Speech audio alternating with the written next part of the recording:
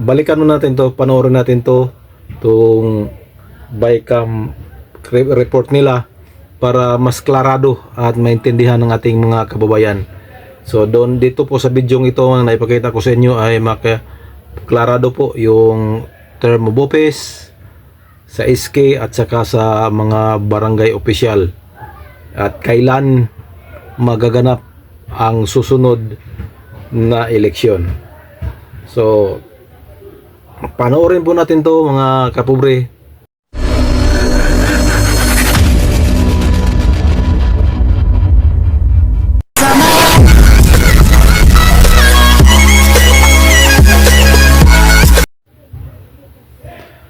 Hello, magandang gabi po sa ating lahat, sa inyong lahat dyan mga kapobre. This is your Pobreng Mapalad Vlog again. Panibagong gabi, panibagong pag-asa, panibagong biyaya, of course, panibagong vlog po tayo ngayon mga kapobre. So update na naman tayo sa BSKA election, Barangay and SK election. So hanggang ngayon po ay wala pa pong desisyon si Pangulong Ferdinand Bongbong Marcos po. So yun po ang ating inaantabayanan kung ano na ang magiging desisyon ng Pangulo. Pero gaya ng sabi ko, kung hindi man niya gagalawin yan, matik yan, magiging Republic Act yan.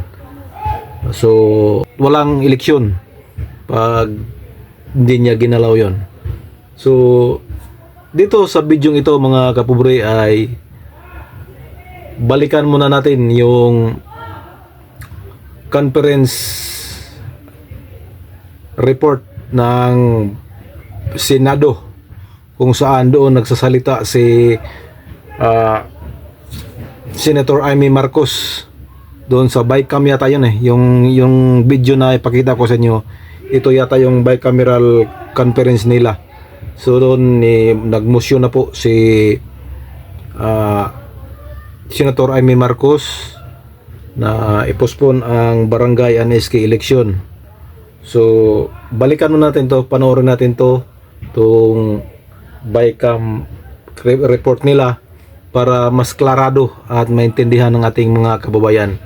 So doon dito po sa video ito ang naipakita ko sa inyo ay klarado po yung term of office sa SK at saka sa mga barangay opisyal at kailan magaganap ang susunod na eleksyon. So panoorin po natin to mga kapobre.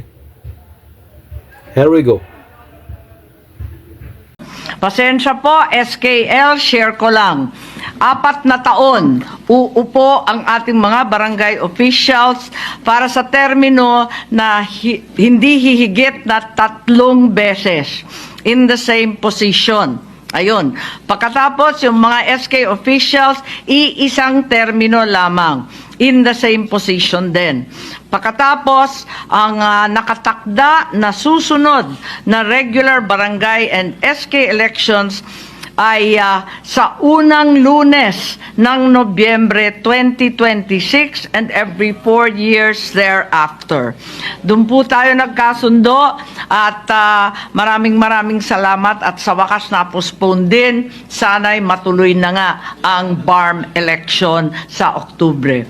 Mr. President, I now move that we approve and ratify the Conference Committee report on the disagreeing provisions of Senate Bill as stated 2816 and House Bill 11287 on the term of office of barangay officials and the members of the Sangguniang Kabataan. I so move.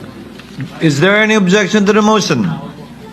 Hearing none, the Conference Committee report on the disagreeing provisions of Senate Bill number 2816 and House Bill number 11287 is hereby approved and ratified. Congratulations to the sponsor. So yun po yung bicameral conference nila at doon po sa video nakita nyo ay approve and ratified na po yun. So aprobado na po sa dalawang kapulungan sa Congress at saka sa Senate yung postponement. Ang tanong kung ano na ang desisyon ng presidente.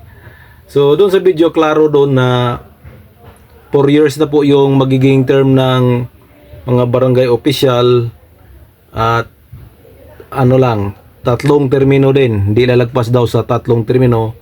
Samantalang ang SK is 1 termino lang.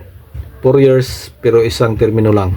At magaganap yun ngayong kung ma-postpone, so gagawin ang eleksyon by October 2026.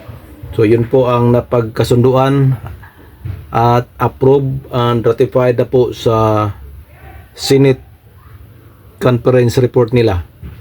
So kitang-kita doon na si Senator Marcos ang may akda sa postponement ng barangay and SK election. Sabi niya para daw mabigyan daan yung BARM election, Bangsamoro Autonomous Region Parliamentary Election, ngayong October na yan. So siguro naghahanda na yung kumilik para sa election sa BARM. So again, aantayin pa rin natin ang desisyon ng Pangulo. Nasa Pangulo na yan. So lagi lang tayong mag-antabay at pasensya na doon sa nagsasabing paulit-ulit lang para nagmamarites lang tayo dito habang wala pang desisyon. So usap-usap lang, yun lang ang ating magagawa sa ngayon habang wala pa po. So yun lang po siguro ang ating pag-usapan ngayon. Update lang tayo. So dito na lang po, hanggang dito na lang po. Si Pobreng Mapalad Vlog, magandang gabi sa inyong lahat at God bless us all. Bye bye, I love you all.